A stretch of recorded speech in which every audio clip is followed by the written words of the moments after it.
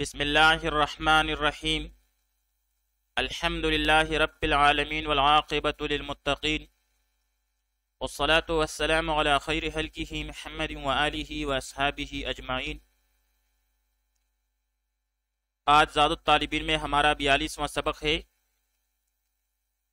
جس میں ہم حدیث نمبر 35 کا ترجمہ، لغوی و صرفی تحقیق، تشریح اور ترکیب کے بارے میں پڑھیں گے۔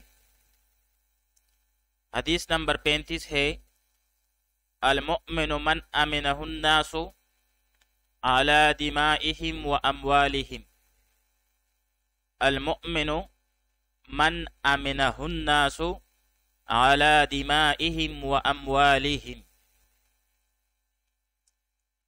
المؤمن مؤمن وہ ہے، من کہ جس سے، امنہ الناس محفوظ رہیں لوگ، علی دمائہم اپنے خونوں پر یا اپنے خونوں کے بارے میں، و اموالہم اور اپنے مالوں پر یا اپنے مالوں کے بارے میں۔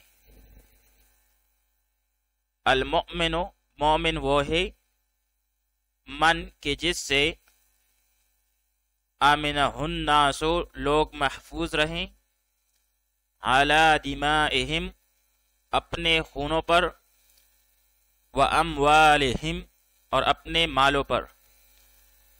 مومن وہ ہے کہ جس سے لوگ اپنے خونوں اور مالوں کے بارے میں محفوظ رہیں۔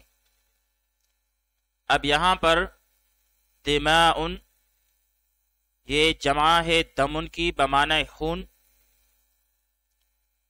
اور اس کی جمع دمیون بھی آتی ہے۔ دمن اصل میں دمیون تھا اور عند البعض دمون تھا، تو لام کلمہ کو حذف کیا گیا، اور کبھی کبھار اس کو میم سے بدل کر مشدد بھی پڑھتے ہیں، یعنی دمن۔ اس کی تثنیہ دمانے، دمیانے اور دموانے آتی ہیں۔ باب سمع یسمعو سے دمی الجرح دمن و دمین بمعنی زخم کا خون آلود ہونا، خون نکلنا اور نہ بہنا۔ معرکۃ دامیۃ خونی لڑائی کو کہتے ہیں۔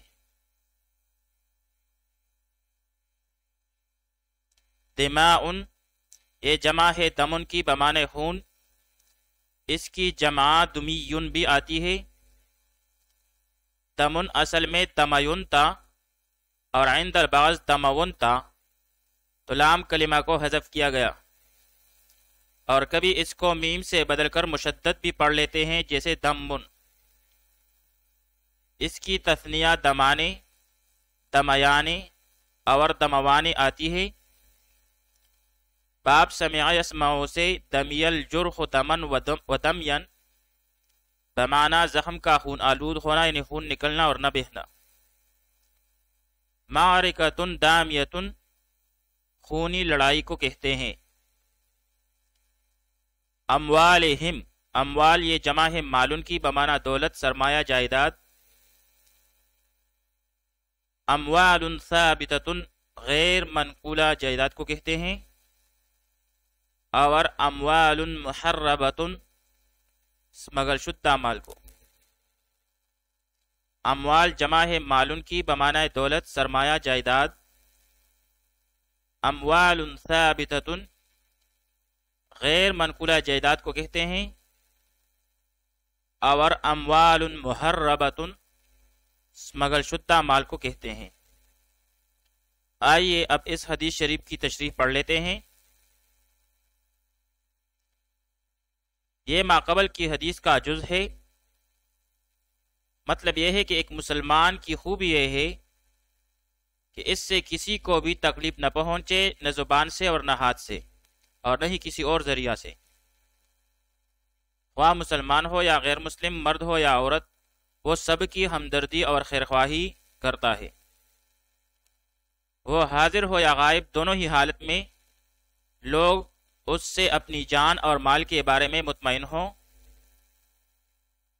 اگر مسلمان اسی ایک حدیث پر عمل کر لیں تو آج بھی دنیا آزار نباشت ہو جائے اور تمام لوگ امن و چین کی زندگی بسر کرنے لگیں۔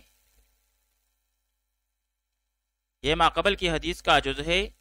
مطلب یہ ہے کہ ایک مسلمان کی خوبی یہ ہے کہ اس سے کسی کو بھی تکلیف نہ پہنچے، نہ زبان سے اور نہ ہاتھ سے اور نہ ہی کسی اور ذریعہ سے۔ وہ مسلمان ہو یا غیر مسلم، مرد ہو یا عورت، وہ سب کی ہمدردی اور خیرخواہی کرتا ہے۔ وہ حاضر ہو یا غائب، دونوں ہی حالت میں لوگ اس سے اپنی جان اور مال کے بارے میں مطمئن ہوں۔ اگر مسلمان اسی ایک حدیث پر عمل کر لیں تو آج بھی دنیا آزار نباشت ہو جائے اور تمام لوگ امن و چین کی زندگی بسر کرنے لگے۔ دراصل اس حدیث شریف میں مومن کامل کی علامت بیان فرمائی گئی ہے کہ وہ اپنے اعمال اور اخلاق میں لوگوں کے ساتھ ایسے رہے کہ لوگوں کو یقین ہو کہ ہماری جان اور مال کو اس سے کوئی تکلیف نہ پہنچے گی۔ آئیے اب اس حدیث شریف کی ترکیب پڑھ لیتے ہیں۔ المؤمن مرفوع بالضم لفظا مبتدا، من موصولہ، آمنہ آمنہ فعل، اور ہو ضمیر منصوب متصل مفعول بہ، الناس مرفوع بالضم لفظا ہو کے فاعل آمنہ فعل کے لیے، علی جارہ، دمائہم مضاف مضاف الیہ مل کر معطوف، واو عاطفہ، اموالہم مضاف مضاف الیہ مل کر معطوف۔ معطوف علیہ اپنے معطوف سے مل کر مجرور ہوا اعلی جارہ کے لیے، جار مجرور مل کر متعلق فعل ہوا، فعل اپنے فاعل مفعول بہ اور متعلق کے ساتھ مل کر جملہ فعلیہ خبریہ ہو کر صلہ، موصول صلہ مل کر خبر ہوئی، مبتدا اپنی خبر سے مل کر جملہ اسمیہ خبریہ ہوا۔